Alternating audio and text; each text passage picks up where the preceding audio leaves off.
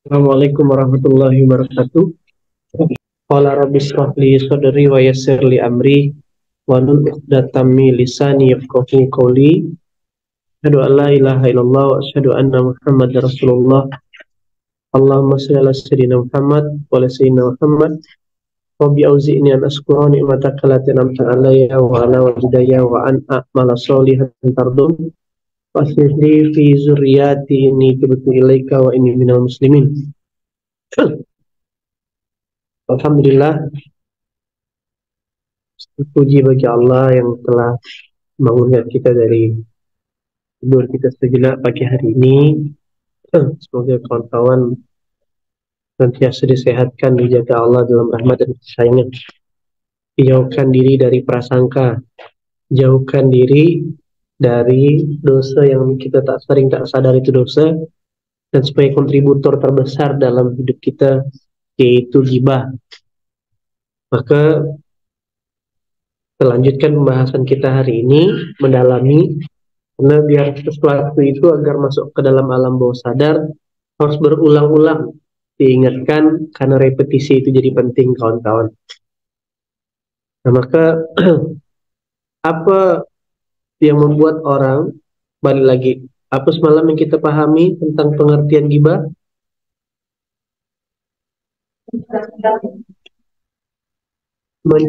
Menceritakan, berbicara tentang sesuatu yang tidak disukai oleh orang lain.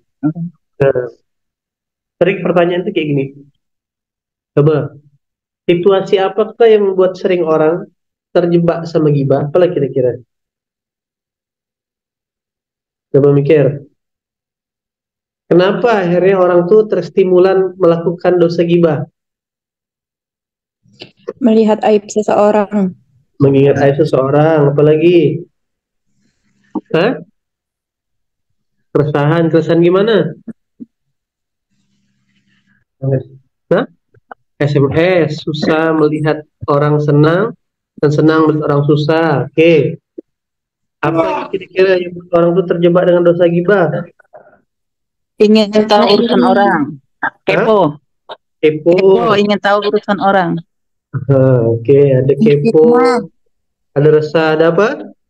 Difitnah. Fitnah. Ada apa? Iri dengki. Iri dengki. Oke, udah masuk. Iri dengki. Lebih baik. Hasad. Hasad. Oke, ada satu paket datang dengan iri dengki. Apa lagi? Ada yang paling penting, yang sering sebenarnya. Kontributor penyebab nomor satunya tuh. Apa lagi kira-kira? Prasangka tidak baik. Prasangka tidak baik. Apanya ini contoh? Apa yang membuat Cikgu Nisa tiba-tiba datang ke Kristi menceritakan, misalkan ya, menceritakan tentang si Ano gitu. Iya, apa yang kurang kerjaan? Baik dari yang diceritakan. Lupa sih kan? Oke, itu udah betul. Tapi saya mau kasih menstimulan, ada hal yang paling sering penyebab faktor utama, yaitu kebencian yang belum diselesaikan, kemarahan. Sering nggak tuh? Gara-gara kita kesal sama dia, ujung-ujungnya kita ceritakan dia ke kawan kita, betul nggak? Nah, rasa benci atau amarah seseorang, ya kan, mendorong dia untuk membeberkan aib orang yang dia benci. Terlebih jika di dalam diri seseorang penggibah itu memiliki nilai keagamaan yang kurang, maka dengan mudah dia membicarakan. Nah, maka itu tuh kita balik lagi. Jadi kan kontributor terbesarnya karena rasa benci, karena kecewa, karena amarah kita kepada seorang. Dan kita anggap itu, udahlah dia ini, sekali lagi ya, udahlah dia ini berdosa, berkhianat kepada kita, lalu kita menceritakan kekurangan dia dalam rangka mencari pembelaan, dalam rangka Bahkan tipis sekali tuh setan tuh. Kan saya ceritakan supaya teman-teman kita yang lain tidak terjebak dengan kesalahan dia, dengan kemaksiatan dia. Betul nggak? Nah, maka saya begitu kemarin dengar cerita daripada ada ibu-ibu yang cerita bagaimana salah satu rahasia Allah hujankan terus rezeki kepadanya karena amalan suami yang punya 110 masjid tuh, masjid. Ya, salah satu amalannya baik sangka, maka lawan daripada benci, lawan daripada amarah tadi, ya kan? Belajar untuk terus baik yang kita diskusikan di pertemuan pekan lalu, baik sangka untuk tidak terus. Apa sih yang membuat orang tuh benci dan kecewa? Apalagi kira-kira? Berharap lebih kan dengan manusia tersebut. Ketika kita berharap lebih, itulah munculnya benci. Maka saya pribadi, kawan-kawan, ketika ada instruksi, ketika ada harapan, pekerjaan, yang misalkan saya harapkan kepada santri SPA tak dikerjakan, maka cara terbaik saya adalah, sudah, saya tinggalin. Karena kalau saya selami lebih dalam, yang ada kecewa, marah gitu loh. Apa kau nak gini, ngapa nak gini? Udah, itu ciri-cirinya tuh. Lebih kepada ngapain aku berharap, aku yang punya tujuan. Nah, maka praktek ini bisa kita kerjakan. Terus kenapa kalau rumah tangga yang sehat, otomatis ketidaksesuaian yang didapatkan pada pasangannya, tetap itulah kenapa kewajiban istri menjaga. Nah, tapi kebanyakan yang kebablasan, akhirnya salah curhat, gitu loh kawan-kawan. Curhatnya kepada orang lain tentang aib suaminya, tentang aib istrinya. Nah, ini kontributor terbesar, benci. Dan ini yang dan ketika kebencian itu antum sebarluaskan, kira-kira apa dampak yang paling muncul?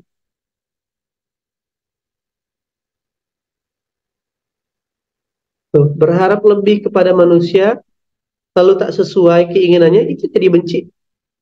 Jadi benci itu berharap sesuatu yang lebih kepada manusia, lalu tak sesuai dengan keinginan, jadi benci.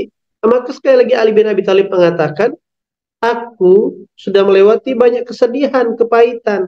Tapi kepahitan yang paling dirasakan adalah ketika aku berharap lebih, berharap kepada sesuatu dengan manusia, pasti kecewa. Nah, pemahaman seperti ini harus kawan-kawan paham. Karena balik-balik lagi, akhirnya kadang beberapa contoh teman-teman dakwah cerita, ya antum enak, punya tim, punya ini, punya timnya manut dan sebagainya. Dia tidak tahu bagaimana perjalanan menempa, perjalanan akhirnya Allah takdirkan melahirkan bertemu Bang Kiki, perjalanan bertemu Bang Ican, perjalanan ketemu kawan-kawan yang lain yang satu. Ini itu sudah perjalanan yang panjang. Gitu kawan-kawan. Jadi sekali lagi, satu faktor daripada apa namanya kontributor yang menyebab kita terjebak dengan dosa ghibah karena kebencian. Kenapa benci? Karena kita berharap lebih kepada mereka yang akhirnya menjadi kecewa, atau karena mereka yang tanda kutip berkhianat, menyusahkan kita. Kita bisa enggak menghindari orang atau memaksa orang untuk tidak berkhianat sama kita? Bisa enggak kira-kira? Bisa kan? Kita bisa enggak membuat orang itu berprasangka atau ini sama kita? Enggak bisa kawan-kawan. Yang bisa kita lakukan adalah untuk tidak membenci seseorang. Hati-hati. Nah, maka saya kadang tegur kawan-kawan, dia memang salah. Udah, enggak usah selesai, enggak usah jadi kompor untuk ngajak orang membenci dia. Nah, itu dulu. Maka hati-hati, ya kan? Hati-hati, ibadah yang lain sudah jalan, ngajinya sudah, ya kan? Puasa sudah, hanya gara-gara sepele tadi itu, benci. Yang kedua, yang tadi disebutkan, Apa yang buat orang tuh ngegibah? Iri hati. Setelah benci, benci itu kan orang lain. Nah, iri itu kan muncul dalam diri kita. Nah, itu sudah Allah sebutkan di Quran. Masih ingat dah? Coba. Di mana ketika ada orang lain dapat nikmat, dia dapat hasad. Surah berapa itu kan Ais? Oh, garuk kepala. Ada ketika engkau mendapatkan nikmat, maka dia dapat hasad.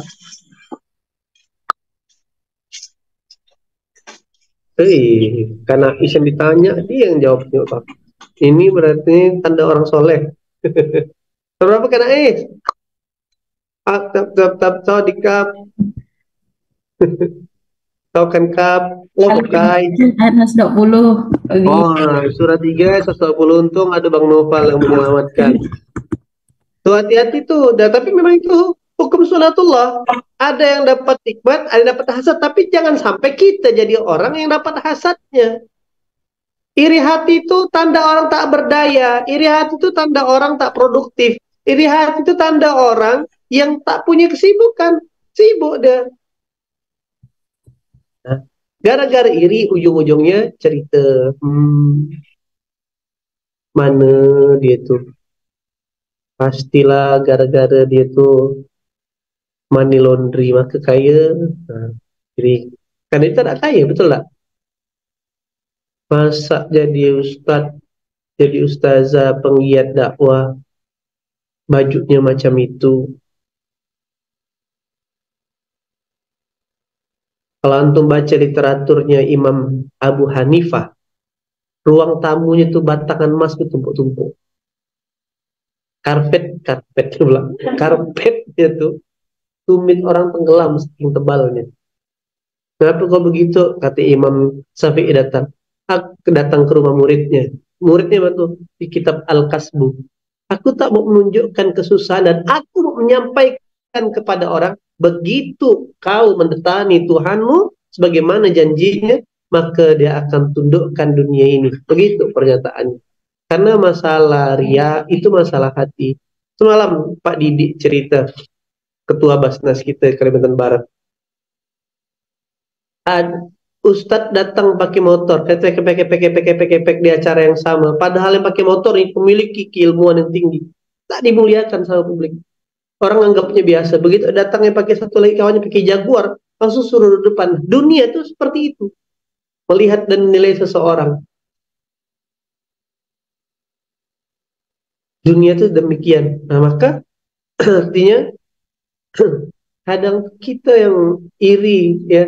Jadi ada satu sisi kadang memang inilah originalnya dan itu ditunjukkan Rasulullah ketika Rasulullah kalau mau ketemu pembesar-pembesar Quraisy pasti menggunakan aksesoris dan seluruh alat tempur yang terbaik apalagi saat perang begitu kan Pak. Nah, iri hati itu lambang ketidakberdayaan kita, lambang ketidakmampuan kita. Itu kontributor orang gibah. Oke, sambung kawan-kawan. Di satu apa tadi kontributor gibah? Bencian. Maka antivirusnya belajar untuk jangan tergantung sama orang lain dan jangan juga terlanjur mencintainya terlalu dalam. Nah, hati-hati tuh. Oke.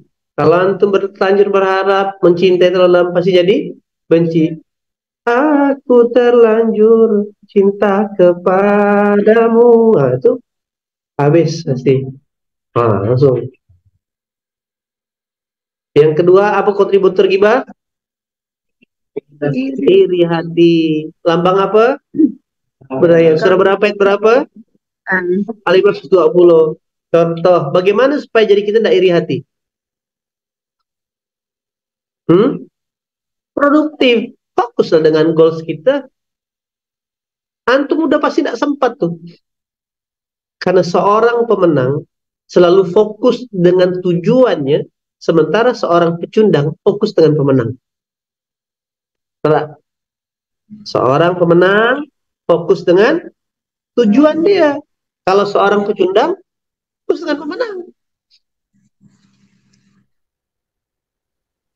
Dapat cara berpikirnya? Oke. Maka kata Rasulullah, hati-hati. Perbuatan hasad, perbuatan iri hati itu merusak kebaikan. Seperti api yang memakan kayu bakar. Nah, itulah yang dimana nanti setelah yaumil hisab menuju surga atau perjalanan surga ada kantara tadi. Di sini yang akhirnya kita sering kena jegal. Stop, stop, stop. Wahai malaikat, jangan dulu biarkan dia masuk surga. Dia ini orang yang pernah menyakiti aku, bla bla bla. Kayak gitu loh kawan-kawan. Maka hindari. Belajar produktif. Belajar punya goals dalam hidup. Belajar punya titik ikat apa yang mau diperjuangkan, dikerjakan hari ini. Tidak sempat antum melihat kiri dan kanan. Ya, dalam pelajaran lebih dalam lagi, kurangi scroll yang tidak penting. Coba mulai latihan untuk tidak terjebak dengan, bahkan even apalagi di zaman sekarang, maksudnya ini pilpres, ini ada bukti kita tuh gampang ngegibah adalah pasti berita tentang aib seseorang lebih viral tentang kebaikan daripada kebaikan seseorang. Semoga bukan kita yang terlibat. Oke, udah. Kadang saya tuh apa nggak tahu saya, lain gitu. Oke, yang ketiga, apakah kontributor daripada gibah setelah tadi benci, yang kedua iri, nah yang ketiga adalah lingkungan. Pernah saya kemarin dapat penyampaian riset. Coba perhatikan, kenapa perhatikan kualitas pembicaraan daripada orang-orang yang tinggal di daerah pinggiran. Kalau kumpul sore-sore mama-mamanya dalam satu lapangan, apa yang didiskusikan dia sampai nyari kutu tuh? Nah, pasti ceritakan si Ano kan? Sering nggak? Nah, ceritakan si Ano lah, si itulah. Nah, lebih parah lagi, jangan ceritakan si Ano tuh saat malaikat lagi ramai berkumpul di pengajian. Lagi di pengajian, malah duduk belakang, habis itu dia ada pengajian tuh, ceritakan orang. Nah, lingkungan. Tapi coba perhatikan orang-orang tinggal di daerah elit, daerah perumahan-perumahan elit, kira-kira kalau didiskusikan tuh berbobot nggak diskusinya? Ceritakan proyek nggak kira-kira? Ceritakan apa kemajuan? Nah, maka hati-hati kalau kita antum, teman-teman, punya lingkungan kerja, orang-orang yang toksik seperti ini, yang kerjaannya suka memancing menceritakan orang, cepat-cepat notice karena suatu saat antum yang diceritakan dia. Jika ada orang datang kepadamu menceritakan keburukan orang lain, maka tandai orang ini jangan terlalu, kalau dia antum bisa rubah mungkin karena kerabat, rubah. Kalau tak bisa, maka jangan terlalu banyak berinteraksi kepadanya karena satu saat antum yang akan diceritakan dia kepada orang lain. Oke.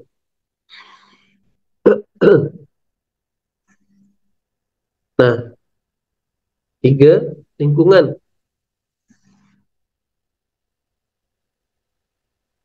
Yang keempat, orang yang penyebab orang suka tidak menggibah adalah yang udah jelas pasti penjilat.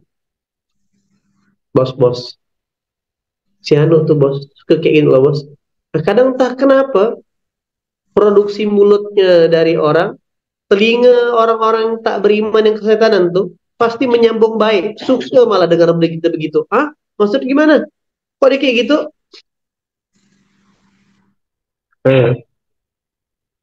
Maka hindari 4 hal ini. Satu tadi apa? Benci. Gimana supaya kita tidak benci? Jangan berharap sama orang lain. Nah, saya sudah deklarasikan ya, kalau di organisasi itu saya ketika apa tugas amanah yang diberikan ini tidak terlalu dalam. So must go on. Mungkin batasnya sampai di situ. Ketika antum berharap sama suami, terlalu berharap sama istri, berharap sama kerabat, pasti ujung-ujungnya marah, kecewa. Nah, kemarahan tidak selesai itu menjadi bahan baku ghibah. Marahan yang tak diselesaikan tadi jadi bahan baku apa? Ghibah. Betul lah kira-kira. Sering nggak ujung-ujung sering nggak ujung-ujungnya kita ceritakan dia gitu ya. Nah, oke. Yang kedua, karena iri hati. Macam mana supaya tak iri tadi? Produktif. Nah, seorang pemenang fokus dengan tujuan. Seorang pecundang fokus dengan Tujuan. menang. Kayak dengan tujuan, jalan terus. Lagi amanah yang ngafal Quran, fokus ya ngafal Quran. Jangan nengok habis itu jadi. Dan beberapa peristiwa, kayak ingat peristiwa Utbah kemarin. Dia mengingatkan orang mabuk, malah dia yang kena tegur. Malah dia yang dinotis. Jangan, jangan laporkan.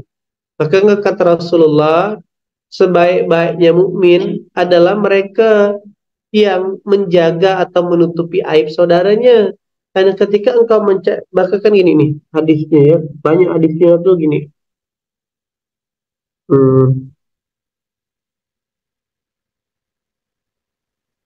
Nih,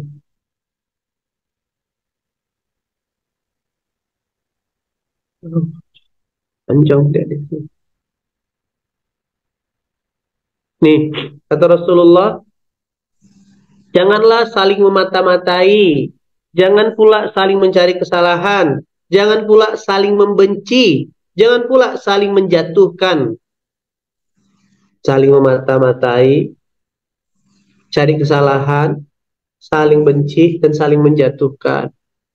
Tetapi jadilah kamu sekalian hamba-hamba Allah yang bersaudara, karena semua itu adalah dosa besar. Coba lihat. Berarti tidak bolehlah kita menangkap penjahat.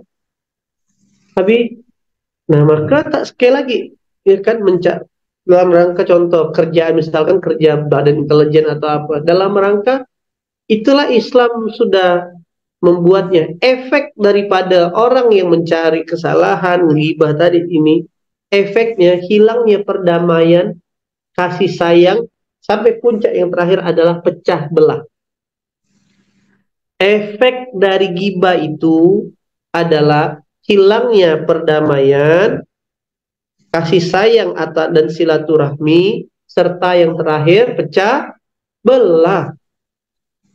Maka sekali lagi jangan anggap remeh maksiat atau dosa ini. Apa efeknya? Hilangnya perdamaian dan kasih sayang serta pecah belah.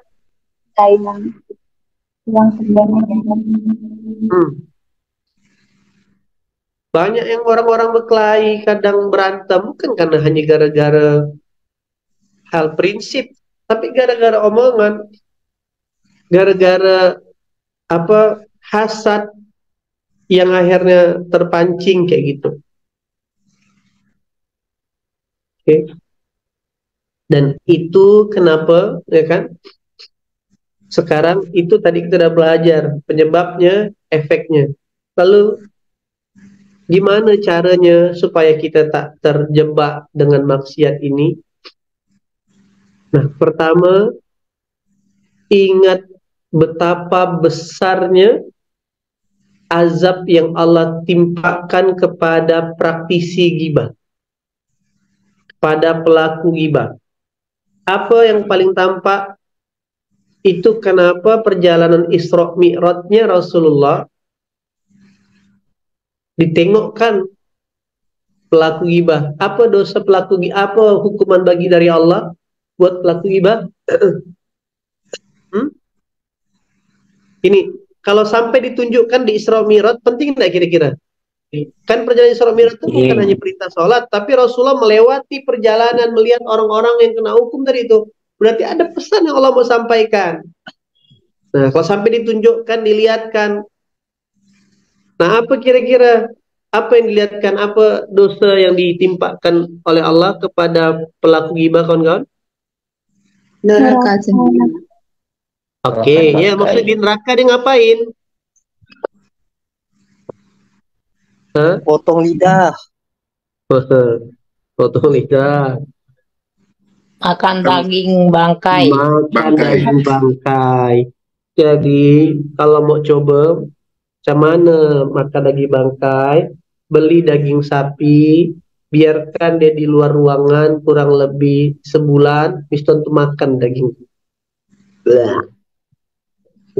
Alat ada. Satu, makan daging bangkai. Yang kedua, kukunya ditajamkan sama Allah dan dimencakar mukanya. Sampai berdarah, berdarah cakar lagi, berdarah cakar lagi. Gitu, dia kayak film siksa neraka tuh. Enggak kayak gitu. Jadi kalau tiba-tiba antum kena pancing gibah, tahu kok pula dia. Jika ada yang ngajak gibah, nah, itu aja. Makan apa? Daging bangkai dan mencakar wajahnya. Supaya gimana supaya tak terlibat gibah? Ingat dosanya. Soalnya yang diceritakan tuh hari-hari cuma dosa orang mencuri, dosa orang membunuh yang kena tangkap. Tak pernah tuh hukuman kita paling tak keren. Jadi seolah-olah kemaksiatan ini biasa. Ditangkap pelaku gibah, tak ada kan? Ada pelaku gibah, ada. Paling ya undang-undang ITE, pencemaran nama baik, ya kan? Tapi dia lupa undang-undangnya Allah tuh, polisinya Allah lebih nyata dan dekat. Jadi ketika mau bergibah, ingat terus, ingat azabnya. Lalu lah, habis setelah ini tak ada lagi, diam semua di ruangan tuh. Kenapa kita diam? Takut gibah. Ya kan?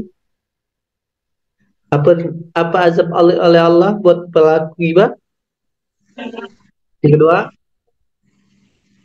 mencakar wajahnya sendiri. Coba lo cakar rasanya macam mana? Oke. Lalu yang kedua, ketika gimana tadi supaya tidak terlibat daripada ngegibah, selalu baik sangka dengan semua orang.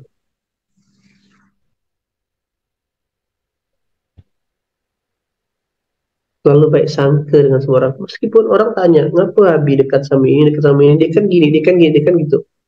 Selalu mengimani semua orang tuh punya potensi baik. Cuman mungkin selama ini dia tidak ketemu lingkungan baik. Alfi didudukkan ruangan itu tak keluar dia. Kan? Tapi pula. Nanti ditudukkan di ruangan tak keluar. Begitu suruh duduk di klinik, tulang langgang banyak di sana.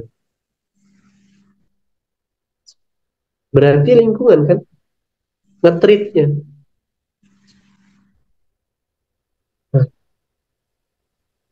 Orang tuh butuh lingkungan.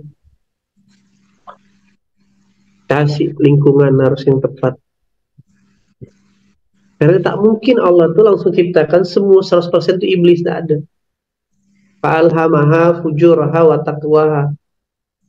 Ya, jadi selalu prasangka. Jadi gini, ketika kita tuh prasangka baik sama seseorang, kita tuh sedang men-trigger, kita tuh sedang mengeksplor kebaikannya juga buat keluar. Ada salah satu jemaah tuh mantan pala pukul, mantan preman, ketua salah satu ormas. Saya mungkin keluar tak dianggap. Tapi begitu saya ajak ngaji, ngobrol, keluar kemampuan terbaiknya. Akhirnya sekarang diangkat jadi ketua ormas di salah satu daerah dan kota. Tiap hari, kiai. Bayangkan ormas itu yang biasa cuma ngumpul, tanda kutip mohon maaf ya, yang kita sering lihat cuma tidak sholat, ngumpul, mabuk dan sebagainya. Laporan terus, kiai, ini kita udah bikin pengajian, kawan-kawan udah mulai ngaji, habis event, kawan-kawan sholat berjamaah. Gitu loh kawan-kawan. Tak bisa, mana bisa menggali potensi seseorang itu dengan kebencian dan hukuman, dengan kasih sayang. Karena kebencian itu produk utamanya iblis. Antum hukum lagi dia. Berarti antum sedang menambah iblis dalam dirinya. Dengan kasih sayang, Allah Maha Memaaf, ente pasti bisa. Satu, gimana caranya supaya tidak terlibat gibah? Ingat dosa sama ingat azabnya. Apa dosa gibah? Makan daging bangkai dan mencakar diri. Cakap diri. Yang kedua, supaya tidak terlibat maksiat gibah, sangka baik sama orang lain. Yang ketiga, gimana supaya tidak terlibat gibah? Produktif. Perbaiki lingkungan. Perbaiki apa? Lingkungan. Nah, lingkungan orang-orang yang ngaji, berquran, dan betul-betul menjaga lisannya.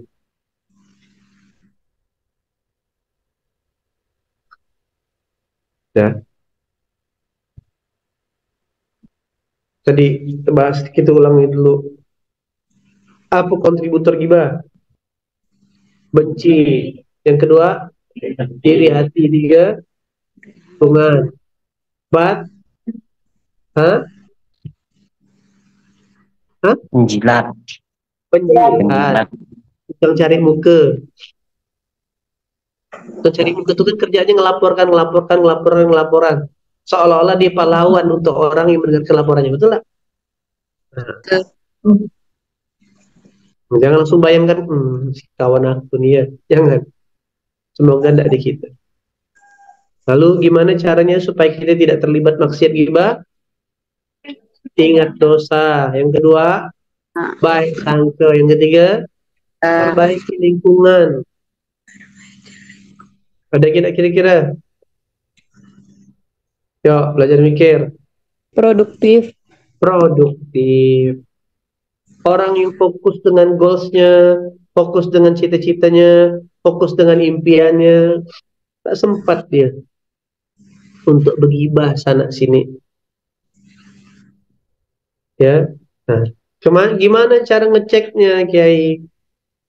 Nah, terutama perbaikan lingkungan tuh, lihat di posisi grup WhatsApp-nya antum, ada pembicaraan.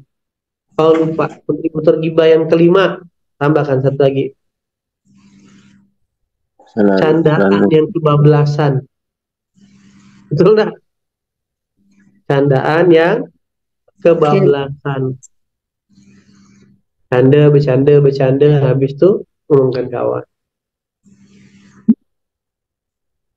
Nah, 5 kontributornya dan 4 hal yang harus dilakukan agar kita tidak terjebak, tidak terperangkap. Ingat, karena Allah sudah menyebutkan di surah Al-Hujurat tadi, maksiat yang bernama ghibah ini memakan kebaikan kita. Hilang semua kebaikan yang sudah dibuat. Itulah Super. bodoh Kayu. namanya. Oke. Nah, kalau ada orang ghibah, langsung ingatkan. Tolong tulis min kontributor ghibah karena datang terlambat. Silakan min. Jadi prakteknya. Oke. Jadi ini Pertama, jam-jam yang harus diperhatikan dalam lingkungan kerja, jam istirahat, saat makan siang, saat kumpul, saat jalan, dan kadang, ya kan, pelaku ghibah tadi atau apa namanya, maksiat ini, setan ini sering muncul ketika kita sudah mulai jalannya cuma berdua. Maka harus diingat, wa huwa ma'akum aina ma kuntum wallahu bima ta'maluna basir. Dimanapun kau berada, kata Allah, aku ada selalu bersama kalian dan aku maha melihat dan maha mengetahui. Surah Al-Hadid ayat 4. Wa huwa ma'akum aina ma kuntum wallahu bima ta'maluna basir. Aku tahu apa yang kau kerjakan dan aku juga melihatnya, kawan-kawan. Oke. Nah, yang kelima selain tadi produktif, coba yang kelima tuh mulailah latihan diskusi berbicara tentang sesuatu yang berkualitas. Nah, maka dari kemarin baik di ISMU, di Rumah Hijrah, saya sudah sampaikan, ayo upgrade skill. Ketika yang disampaikan sesuatu itu berkualitas, maka diskusi antara misalkan siapa Bang, misalkan contoh, ketika kawan-kawan tuh mulai mengupgrade pembicaraan yang berkualitas yang didiskusikan Bang Acit misalkan itu dengan Julio tentang gimana metrik iklan ente, terus ente spending berapa, diskusi itu hal-hal yang produktif. Alfi ngomong sebenarnya Nur, gimana itu Nur, apa yang nomor berapa gradasi warnanya, vektornya macam mana, harus kayak gitu dah diskusi gitu tuh. Kristi nanya ke Robipi, apa toolcha yang ente pakai ini? Itu kan berarti dia sudah mulai berkualitas gitu. Tapi kalau tak pernah mau belajar, tak nambah kualitas diskusi kita datang tuh kayak gini, Pi, sama aja gak Pi? Pi, ya. Sampai masak mie itu, ini cerita dia. Posisi nyaman Pi, tak kira kawin, ya kan? Salah, aku pun debak gak nih, gitu. Maka mulai naikkan kualitas bicara, kualitas diskusi, cerita visi, latihan ngobrol tuh ngomongin visi.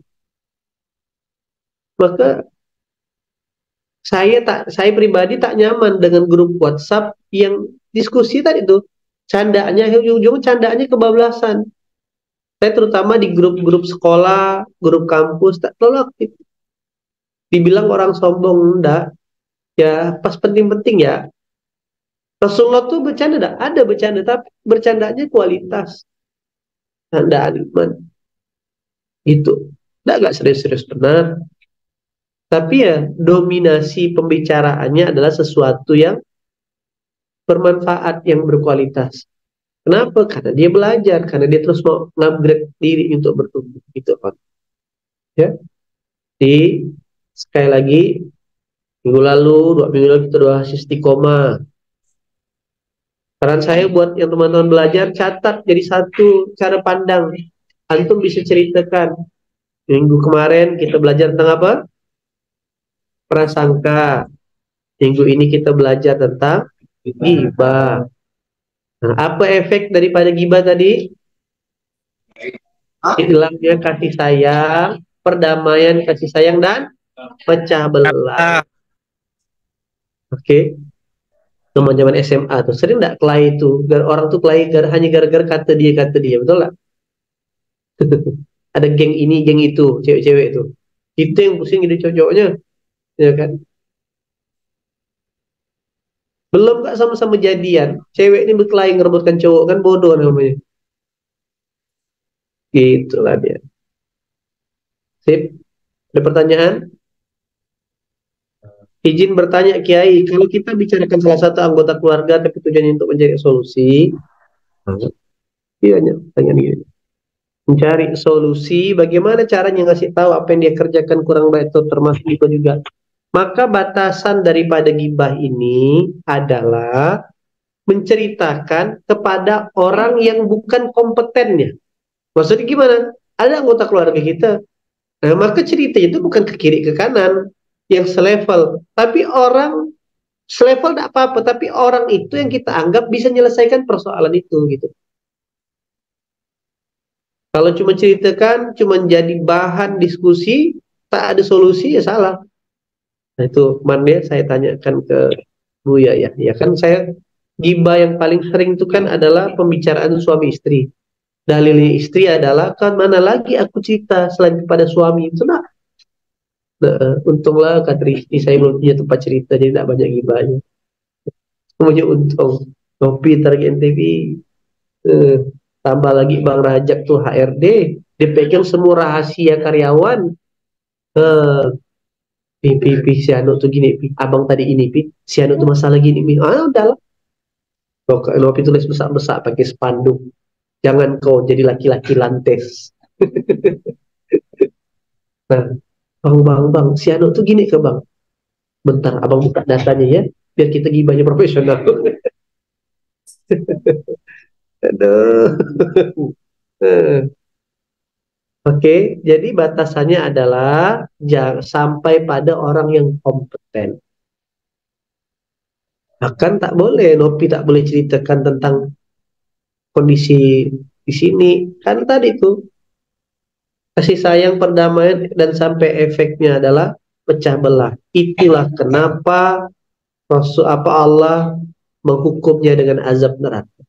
Pecah belah, hilangnya perdamaian. Itu dia. Ada lagi pertanyaan? Azab. Apa representatif azab di dunia bagi praktisi gibat?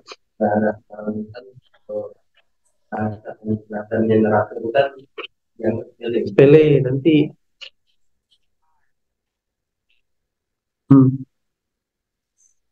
Yang paling dilihat tadi tuh, kalau kan gini, yang paling tampak, yang paling nampak yang saya lihat adalah hilangnya orang yang pelaku gibah nih. Kita tidak usah bicara materi, kita tidak usah bicara azab yang lain-lain lah.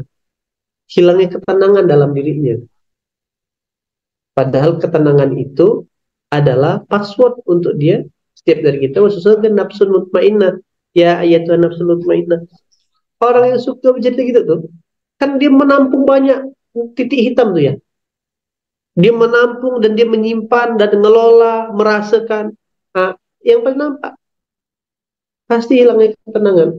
Orang-orang yang bijak. Jadi gini, ketika dia bahkan sampai di level mengeksplorasi potensi gibahnya, seolah-olah tadi itu, dan tadi ya, dunia menganggap ini sebuah kebenaran, makanya akun-akun daripada ataupun orang-orang yang suka melakukan itu tuh seperti seolah-olah dilihat, ya kan?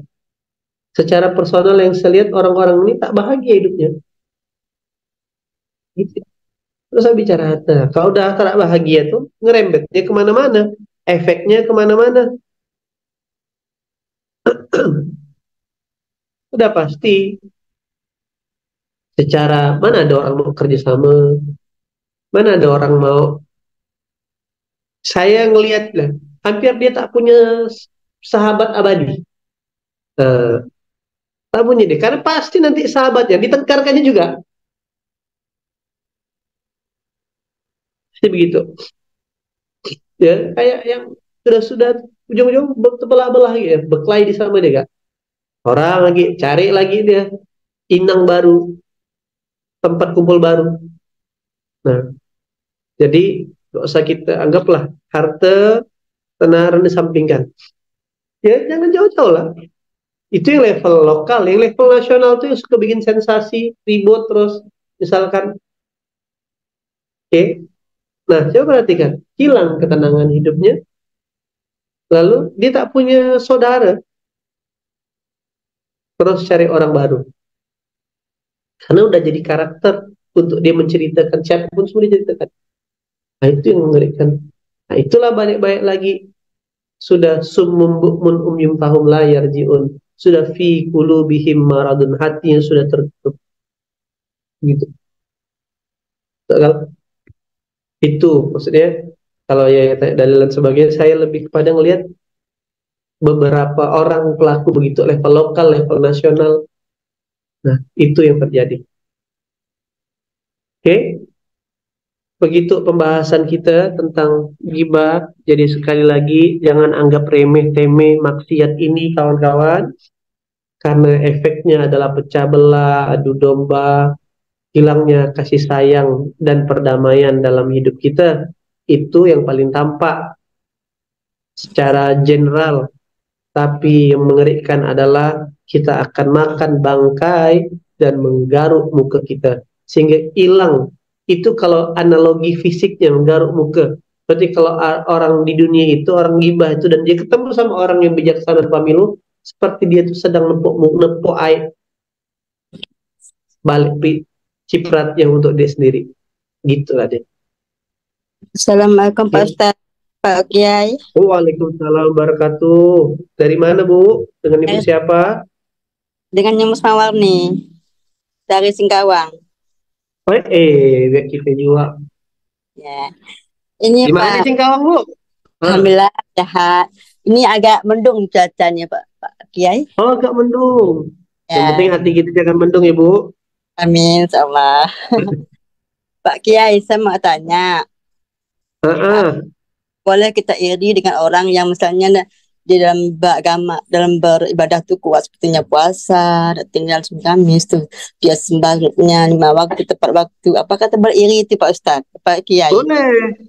Karena kata Rasulullah, iri yang hanya boleh dibolehkan adalah iri itu kepada mereka yang berilmu dan senang bersedekah. Dua orang itu yang boleh kita irikan. Bukan iri tentang kekayaannya, bukan, tapi tentang ibadahnya. Ya Allah, rajinnya dia sholat banyak, hafalan Qur'annya, rajin sedekah pula. Semoga aku bisa kayak gitu. Itu yang boleh diirikan. Kasih Pak, kasih. Same-same, Bu Nyimas, sehat selalu. Ya, Jangan amin. lupa kan tembakolnya masa. Pak Kiai, tunjukkan Iya. kami pernah ke rumah masjid Ismoyu itu kan, yang waktu kami datang yang 70 rombongan itu ya Pak Kiai. Ada ke Ibu? Apa Ya, yang ketemu kita? Ada, alhamdulillah ketemu Pak Kiai waktu itu. Oh, ada, minta selalu ya. Ya, alhamdulillah. Langsung nak gila saya kalau ketemu. Kapan lah main lagi salo inyan? Insya Allah Pak Kiai, kami kan nanti kalau ada kalau ada bawaan mereka bawa, kami ikut Pak Kiai, karena itu Besok kan katanya ada. Tanggal 10, tanggal 11 besok ada 160 orang dari Singkawang. Rombongan Sejadah Fajar katanya. oh ya, insya Allah Pak, insya Allah nanti kalau ada saya Ayolah, jumpa lagi teh. ya, insya Jangan Allah. lupa bawa buah tangan ke HP ke. Insya Allah, insya Allah. Untuk kanais tapi kalau ada yang anak bujang-bujang bawakan buat kanais, ekor 2 ekor itu nanti deh. Buat nanti. Siap, bunyi Mas ya. Ya, Apa nih pagi-pagi dah buka warung ke? belum Pak Kiai, mau siap mau dinas Pak Kiai. Oh, dinas kemana? Di rumah sakit jiwa. Rumah sakit jiwa. Ya. Oh, itulah. Boleh gak ngecek-ngecek di semuanya ini banyak agak gile kan ya. Jangan lepas, jangan pergi kasihan, jangan sampai masuk ke sana Pak. Kasihan. Betul. Kasihan. Bagian apa Ibu di rumah sakit jiwa, Bu? Perawatnya Pak. Oh, Masya Allah. Udah berapa tahun? Udah tahun depan soal pensiun Pak, tahun depan soal pensiun. Oh, Masya Allah. Yalah, semoga banyak disehatkan. Berkah Amin. selalu, Bu Nyimas ya. Sehat-sehat selalu. Banyak pahala Ibu menghibur orang-orang yang tidak normal. Ya. Amin. Banyak pahala, berkah. Insya Allah jadi kebaikan. Oke, begitu rasanya kawan-kawan. Masya Allah, tabarakallah. Tadi yang tidak paham artinya ada running text, ada subtitle. Kita doakan, semoga kita minta sama Allah, semoga kita semua dijaga lisannya oleh Allah, dijaga hatinya untuk berbaik sangka, dijaga lingkungannya, didatangkan orang baik-baik, tetap produktif, dan dijauhkan dari maksiat ghibah. Kita tutup dengan hamdalah, alhamdulillahirabbil alamin, subhanallahu wa bihamdika, asyhadu an la ilaha illa anta, astaghfiruka wa atubu ilaik. Assalamualaikum warahmatullahi wabarakatuh.